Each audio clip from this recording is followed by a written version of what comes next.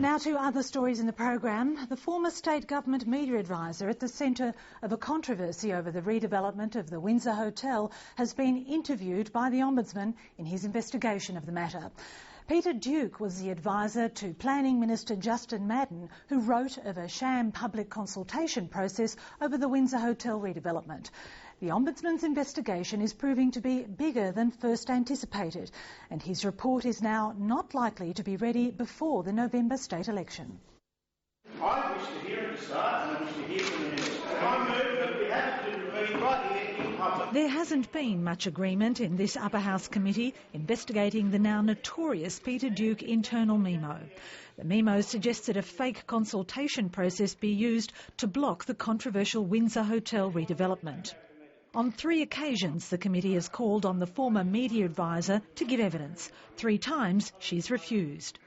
3 other government advisors have also declined to appear at the direction of Attorney General Rob Hulls. All we have ever sought to do was ask the staff, the 4 people identified, simple questions about the production of a government memorandum which could have usurped and sought to usurp and possibly corrupt the planning process in Victoria. That's all it was, to ask questions. It was never to hold those people to account. The committee has released a report detailing its frustration. Government members on the committee have a different opinion. So the Attorney-General offered the committee a compromise, if you like, whereby the Minister would attend the committee and would seek from the staff answers to the questions that they wanted to ask the staff and would provide those answers to the committee. The opposition-dominated committee referred the matter to the Ombudsman for investigation back in June. Stateline understands the Ombudsman has now interviewed Ms Duke and she may have to be re-interviewed. It's believed she was accompanied by lawyers, but not from the government's legal team. The Ombudsman has barred government lawyers from appearing with clients in this investigation because of a potential conflict of interest.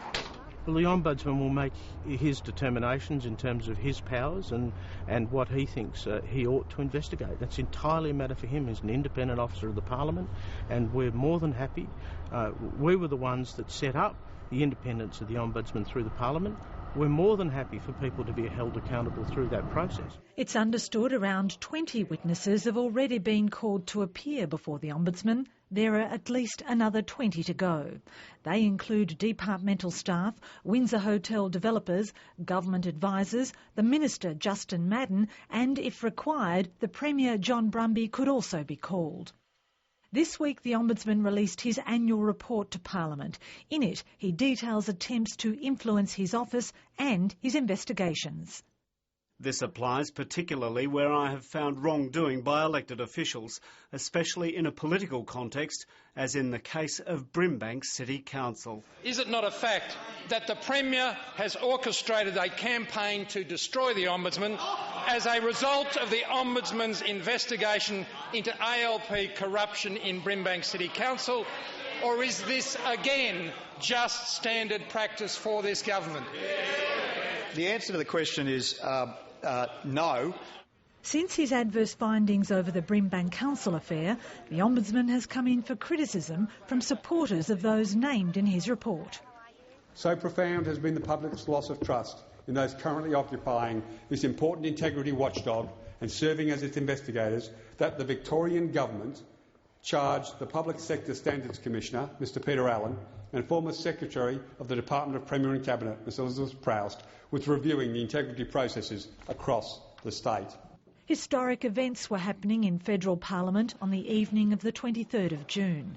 Julia Gillard was confronting the then Prime Minister Kevin Rudd about his leadership and declaring her intentions to stand against him. Federal Communications Minister and Victorian factional boss Stephen Conroy chose this time to deliver a scathing attack on the Victorian Ombudsman to a virtually empty Senate chamber. The Ombudsman's report into Brimbank City Council is a torrent of vitriol that found no evidence of criminal acts, no evidence for any charge to be laid, apparent targeting of some individuals above others based on scurrilous allegations from unnamed parties. Indeed, my good friend Haki Suleiman has suffered tremendously at the hands of those carrying out this investigation. Mr Suleiman has been hounded out of his job by a combination of the relentless persecution of Ombudsman employees and a journalistic campaign that borders on the xenophobic.